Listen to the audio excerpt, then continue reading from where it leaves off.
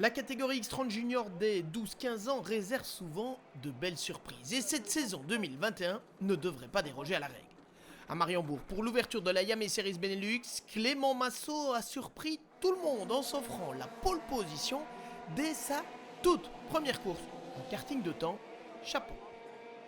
Le néerlandais Julian Kamen est le plus rapide de l'autre groupe et on note aussi les belles prestations de Nathanael de Nantes, le numéro 166, et de Victor Louis, le numéro 116. Théo Pirmé, le Carolo, complète le top 5 des essais. 3 manches qualificatives sont au menu pour tous les concurrents avec un double objectif, figurer parmi les 36 finalistes et en même temps marquer des points pour le championnat. Le classement des manches permet en effet d'ouvrir son score personnel avec plus ou moins de points selon la position.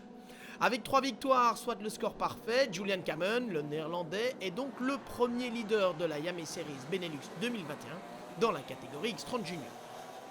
Grâce notamment à une victoire, Nathanael Denon confirme sa belle performance des essais en prenant la deuxième place. Kimi Abraham, le champion mini 2017 et le vice-champion X30 cadet 2019, fait partie des favoris. Il le confirme avec une victoire de manche et une troisième place dans le classement intermédiaire devant Yuri Bonte, excellent quatrième. Cinquième place pour Maxence Verbrugge, le Français paye les frais d'une pénalité suite à une lutte un peu trop virile avec son compatriote Clément Outran. Par contre, le poleman Clément Massot a connu 2 premières manches qualificatives catastrophiques. En remportant sa dernière manche, il sauve de justesse sa qualification pour la finale, mais il partira seulement 34e sur la grille de départ. La grille de départ de la finale, qui se déroulera sous la pluie, dépend en effet du résultat des manches. Julian Kamen est donc en pole position devant Nathanael Denon, Kimi Abraham et Yuri Bonte. Ils sont les favoris avant les 15 tours de course.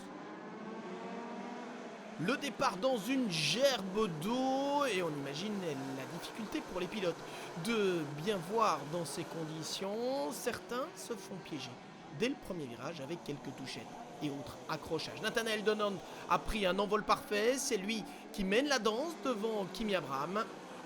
Troisième place pour Julian Kamen en ce début de course.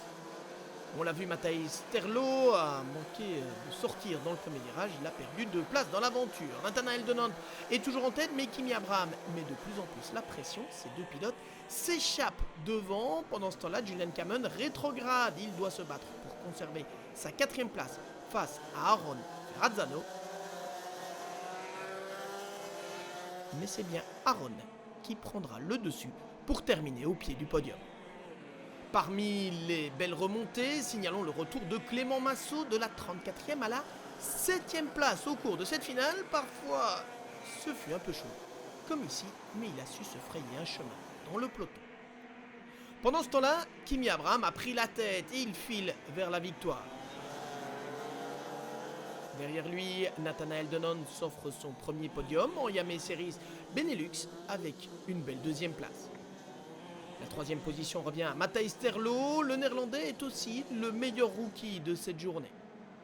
Mais le premier vainqueur de la saison et premier leader du championnat en quittant Mariembourg, c'est Kimi Abraham. On a mal démarré avec la qualif qu'on n'a pas trop géré, 8e au général. Et après, première manche, ça a été 2e. 2e manche, on la gagne. Et 3e manche, ça allait plus trop, 5e. Donc ce qui fait qu'on part 3 en finale et j'arrive à remonter et avoir mon avance pour assurer ma victoire. Le rendez-vous est déjà pris fin avril pour le 2e meeting de la Yamé Series Benelux.